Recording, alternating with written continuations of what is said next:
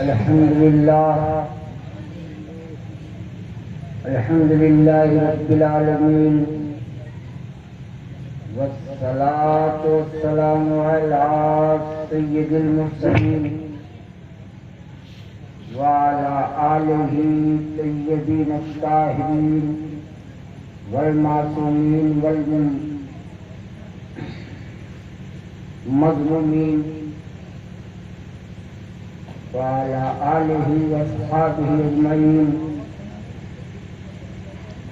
औज़ु बिल्लाहि मिनश शैतानिर रजीम।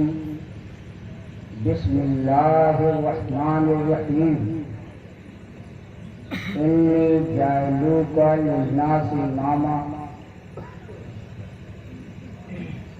सदक़ल्लाहु मौलाना अज़ीम व सदक़ा रसूलुहुन नबियुल करीम व नहनु अला ज़ालिका मिनश शाहिदीन व शाकिरीन वल्हम्दुलिल्लाहि रब्बिल आलमीन।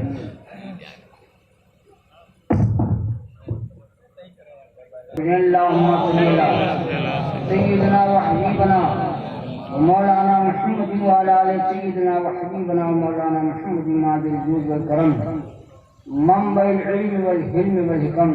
सलातु व सलाम अलैका या रसूलल्लाह सल्लल्लाहु तआला अलैहि वसल्लम। इस्लाम पे एहसान हुसैन इब्न अली है। इस्लाम पे एहसान हुसैन इब्न अली है। मौला ने जलाई है तो ये शम्मा जली है। मौला ने जलाई है तो ये शम्मा जली है। कहने को सभी कहते हैं अपने को मुसलमान। जन्नत में वही जाएगा जो पंजतनी है। जन्नत में वही जाएगा जो पंजतनी है। शास्त हुसैन, बादशाह हुसैन, दीनस्त हुसैन, दी पनाह हस्त हुसैन।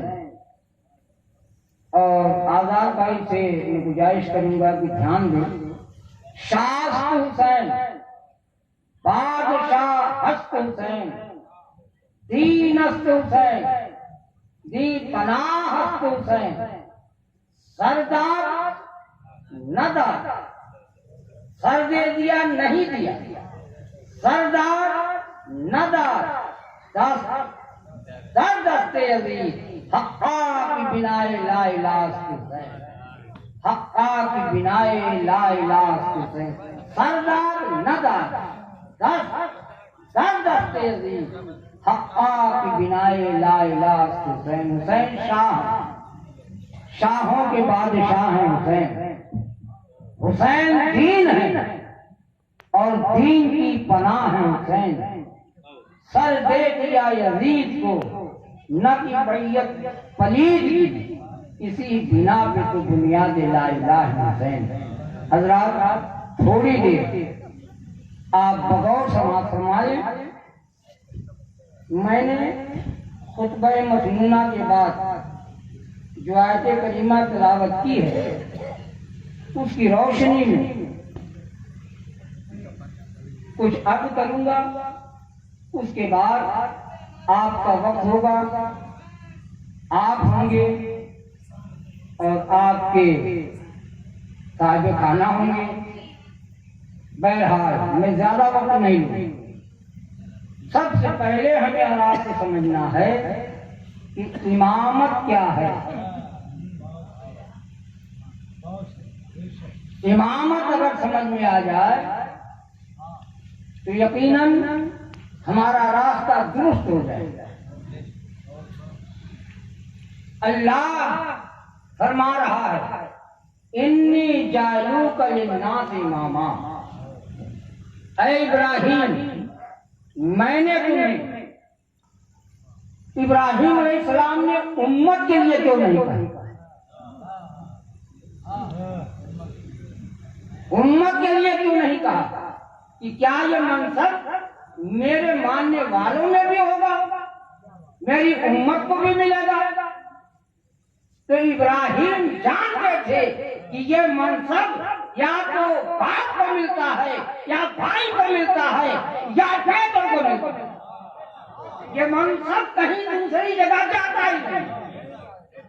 या तो बाप को मिलता है, या तो भाई को मिलता है, या तो बेटों को मिलता है। इसीलिए फरमाया, अर्ज किया कि मौला मेरी ज़ुर्रियत को अता फरमा। तो परवरदिगार आलम का वादा है, आया ला यनालु अहद ज़ालिमीन, ला यनालु अहद ज़ालिमीन।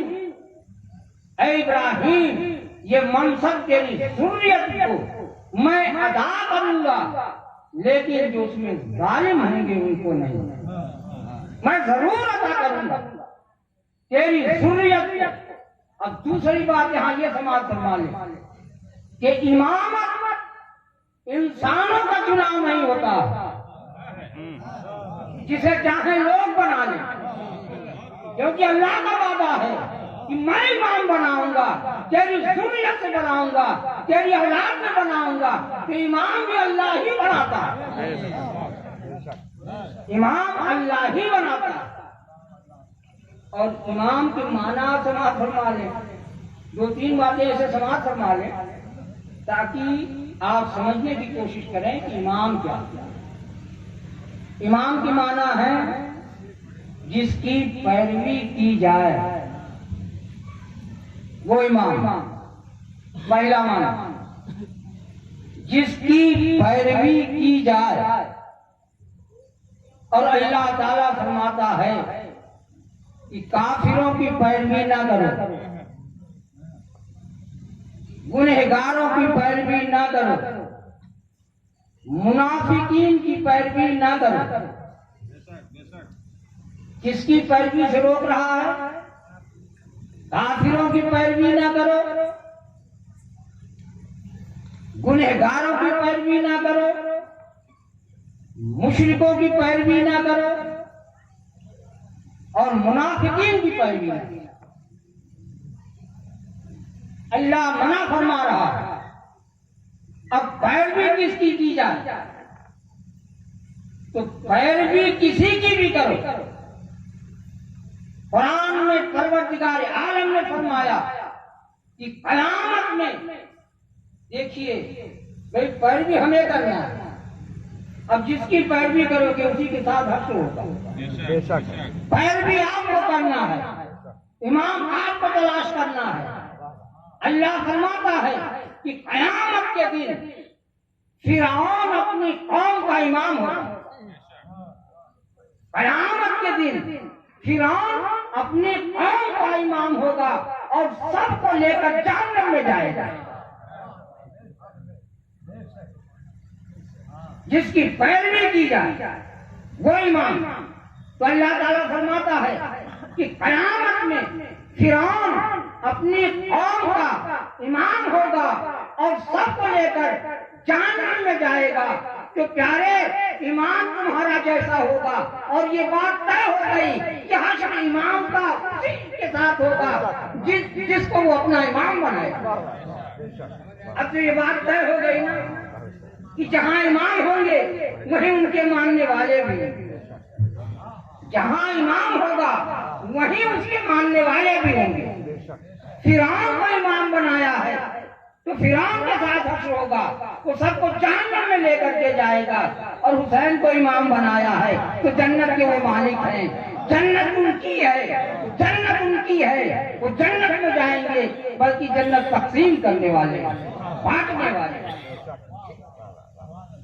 और किसी ने अगर यजीद को इमाम बना लिया तो इसमें मेरा क्या कसूर?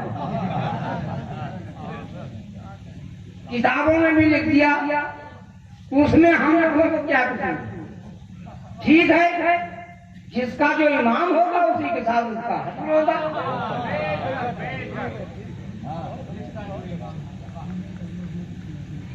हज़रत आदम अलैहिस्सलाम फतलक्का आदम मिन कलिमातिल्लाह फताबा अलैहि इन्नहु हुवत तव्वाबुर रहीम। आदम ने वो कलमे सीख लिए। सबके बाबा हैं आदम। आदम ने वो कलमे सीख लिए और उनके वसीले से अपने परवरदिगार से दुआ करते हैं तो अल्लाह बख्शने वाला रहीम और करीम है। आदम ने कलमा कौन सा सीख लिया? आदम ने वो कलमा सीख लिया जिब्रील अमीन ने कभी दिखलाया था। जब आदम जन्नत में थे, जब आदम जन्नत में थे तो दिखलाया था। जन्नत में थे लेकिन अभी उस मकाम पर नहीं पहुंचे थे जो जिब्रील अमीन अब दिखलाने जा रहे हैं। ज़रोसीन से मुज़य्यन महल और उसमें एक नूरानी कुब्बा। हजरत आदम और हव्वा ने देखा तो इनकी आंखें खीरा हो गई, देखते रह गए, टकटकी लगी रह गई। पूछते हैं, ए जिब्रील, ये हुस्न जमाल, ये खूबसूरती। हव्वा भी शर्मा गई और कहा, ये कौन है? मैंने तो अभी तक ये समझा था कि अल्लाह ने मुझसे ज्यादा खूबसूरत किसी को बनाया ही नहीं। तो हज़रत जिब्रील अमीन ने कहा, ऐ आदम, इनको पहचान लो। ये जो सूरत देख रहे हो ये आखिरी पैगंबर मोहम्मद रसूलुल्लाह की बेटी है, शहजादी है, जिनका नाम फातिमा। और इनके सर पर जो ताज है जमरत का, ये इनके बाबा मोहम्मद अरबी का ताज आप है। और इनके गले में जो गुलूबंद है इनके शौहर मौला अली करमल्लाहु वजहु करीम है। और इनके कानों में जो नूरानी गोशवारे लटक रहे हैं ये हसनैन करीमैन है, एक हसन है एक हुसैन है। और फिर हजरत आदम ने देखा कि एक तख्ती पर लिखा हुआ था, मैं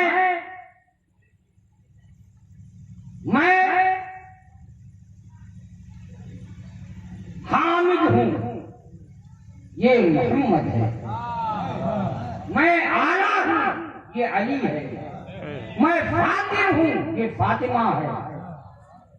मैं मोहसिन हूं, ये हसन है। एहसान मुझसे है, ये हुसैन है। हज़रत जिब्रील अमीन ने कहा कि आदम, इन सूरतों को याद रखो, बड़े काम की है, बड़े काम की। जब तुम्हें कभी मुसीबत पड़े, सबके बाबा हैं आदम, ये ख्याल है, सबके बाबा हैं। और सबके बाबा को ये जिब्रील दर्श दे रहे हैं। इन सूरतों को याद रखना, कभी भी तुमको कोई मुसीबत करे पड़े तो इनके सदके में अल्लाह से इल्तिजा है।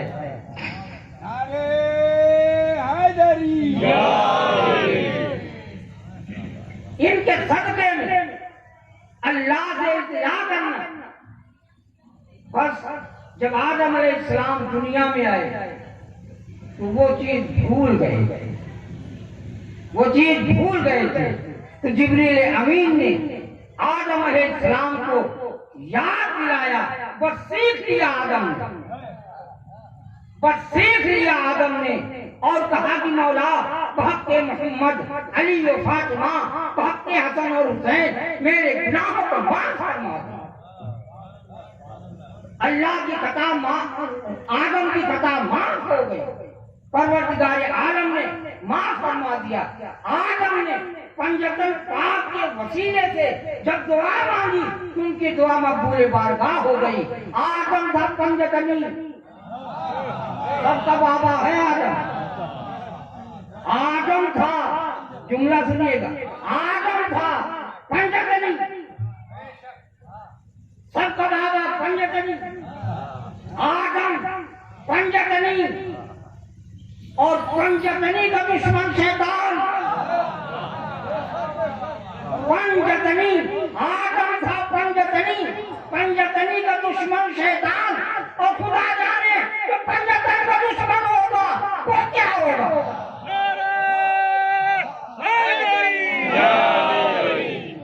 जब शैतान है,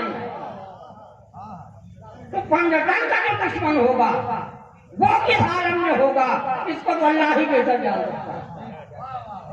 आदम था पंजतनी, और पंजतनी का दुश्मन इब्लीस हो गया, शैतान हो गया। जो पंजतन का दुश्मन होगा तो पंजतन पाक है, और वक्त का लिहाज रखते हुए मैं अपनी तकलीफ को समेट रहा हूं। इनका मकाम सैयदा खातून जन्नत हजरत मौलाए कायनात सैयदा फातिमा से फरमा रहे हैं कि फातिमा, आज तो मैंने रसूलुल्लाह की महफिल में एक ऐसा वाकया सुना मैंने नहीं सुना था। सैयदा ने कहा कि क्या सुना मेरे सरदार? तो आका बयान फरमा रहे थे हजरत सुलेमान अलैहिस्सलाम की लड़की की शादी का। हजरत सुलेमान अलैहिस्सलाम की लड़की की शादी हुई तो क्योंकि सुलेमान अलैहिस्सलाम की हुकूमत सारी दुनिया पर, इंसानों पर, जिन्नों पर, चरिंदों पर, परिंदों पर, सब पर वो हाकिम बनाए गए। उनके यहाँ खजाने की कोई कमी थी? तो फरमा रहे थे, आका ने फरमाया कि उनका लिबास ऐसा कीमती जरो जवाहिर से भरा हुआ था कि निगाहें नहीं दिखती। और दामाद के लिए जो हजरत सुलेमान अलैहिस्सलाम ने जूता बनवाया था, उसमें 7 बेशकीमती हीरे जड़े हुए थे, ऐसे जड़े हुए थे कि उस पर निगाहें नहीं थी। ये वाकया बयान फरमाया। रात आई, मौला को नींद आ गई, ख्वाब देखते कि महशर वफा और मैं जन्नत का जायजा ले रहा हूं। मौला जन्नत में घूम रहे, देखते क्या है कि एक तख्त नूरानी बिछा हुआ और उस पर एक शहजादी बैठी हुई, और उनके गिर्द हुराने बहिश, गिलमाने बहिश चारों तरफ उनका तवाफ कर रही है, चारों तरफ उनका तवाफ कर रही है। और एक हसीन जमील खूबसूरत लड़की तख्त में मोती लिए हुए एक तक सैयदा को देख रही है। सैयदा है कि उसके तरफ निगाह नहीं करती, और वो इस आरज़ू में, इस जस्तजू में कि सैयदा काश मुझे भी देख, मुझे भी देख। सैयदा ने निगाह नहीं किया और ये बतलाया, जब सैयदा खातून जन्नत और सैयदा ने अपने बाबा से बतलाया, यानी सरकारे दो आलम से, तो सरकारे दो आलम ने कहा कि फातिमा जानती हो, मौलावी ये फातिमा जानती हो वो खूबसूरत लड़की कौन थी जो अली ने देखा था? कहा बाबा अल्लाह उसका रसूल बेहतर जानते हैं। तो आका ने फरमाया वो सुलेमान की बेटी थी, वो हजरत सुलेमान की बेटी थी। फातिमा कयामत में तुम्हारी वो शान होगी कि कोई भी बड़ी से बड़ी अजमत वाली जितनी भी बेटियां हैं सब आपकी कनीज होगी, आप सबकी शहजादी, आपकी सब कनीज होगी, आप सबकी शहजादी होगी। आका ने फरमाया या अली अंता कासिम नार वल जन्ना, ये अली तुम जन्नत और जहन्नम की तकसीम करने वाले हो। आका ने फरमाया या अली 3 खूबियां ऐसी हैं जो आपको मिली है हमें नहीं मिली है। या अली 3 खूबियां ऐसी हैं जो आपको मिली है मुझे नहीं मिली, और मुझे जो मिली है उसमें आप शरीक हैं। मुझे जो मिली है उसमें आप शरीक हैं। मौला अली ने अर्ज किया, या रसूल अल्लाह, वो कौन सी खूबी है कि आपकी खूबियों में मैं शरीक हूं, आप हमारी में नहीं? कहा, या अली, अल्लाह ने हमको अलम दिया, उठाने वाले आप इस तरह शरीक हैं।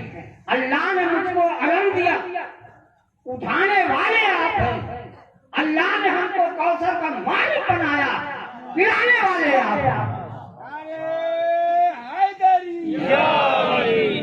अल्लाह ने हमको कौसर का मालिक बनाया, पिलाने वाले आप हैं। अल्लाह ने हमको जन्नत का मालिक बनाया, बांटने वाले आप।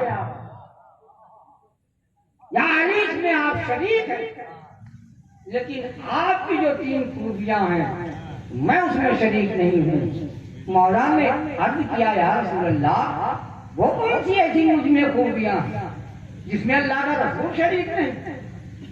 कहा, या अली, मैं तुम्हारा ससुर हूं। क्या मेरा भी ससुर ऐसा है? या अली, मैं तुम्हारा ससुर हूं, क्या मुझे भी ऐसा ससुर मिला है?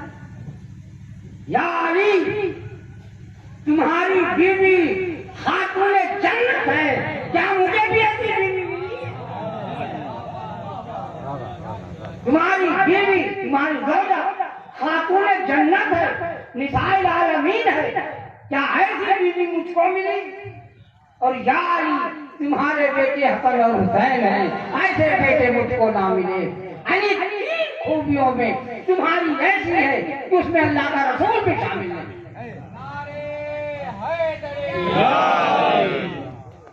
ये है। और फिर इमाम के माना होते हैं अपनी गिरोह के साथ आगे आगे चले। जो अपने गिरोह को लेकर आगे आगे चले वो इमाम। जिसकी पैरवी की जाए वो इमाम। और जो अपने गिरोह के आगे आगे और गिरोह उसके पीछे वो इमाम। इमाम की माना है लुगत। और तीसरा माना ये है, इमाम माने वसीला। इमाम माने वसीला। और वसीला वो कि जो रब से मिला जाए।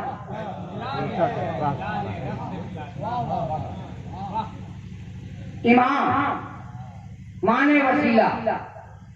अब चलिए, आप जिसको भी इमाम माने, चाहे पैरवी करे, चाहे वसीला बना, चाहे अगुआ समझे, लेकिन जिसकी पैरवी आप करेंगे, अल्लाह फरमाता है कि मैंने हादी उसको बनाया ही नहीं जिसने एक लम्हा भी कुफ्र अख्तियार किया। मैंने उसको हादी बनाया ही नहीं जिसने एक लम्हा भी कुफ्र अख्तियार किया हो। और मुनाफिक की पैरवी इसलिए ना करो। पूछा कि क्यों मुनाफिक की पैरवी? मुनाफिक कौन है? तो आका ने फरमाया, ईमान लाने के बाद जो काफिर हो जाए वो मुनाफिक। ईमान लाने के बाद जो काफिर हो जाए वो मुनाफिक। दिल में कुछ हो, जबान से कुछ हो, वो मुनाफिक। मुनाफिक की पैरवी ना जाए, काफिर की पैरवी ना जाए, गुनहगार की पैरवी ना जाए। और हमारे 12 इमाम मासूम 14 हैं। मौला अली से लेकर इमाम महदी तक 12 इमाम हैं। लाओ किसी एक इमाम में किसी को गुनहगार बतलाओ।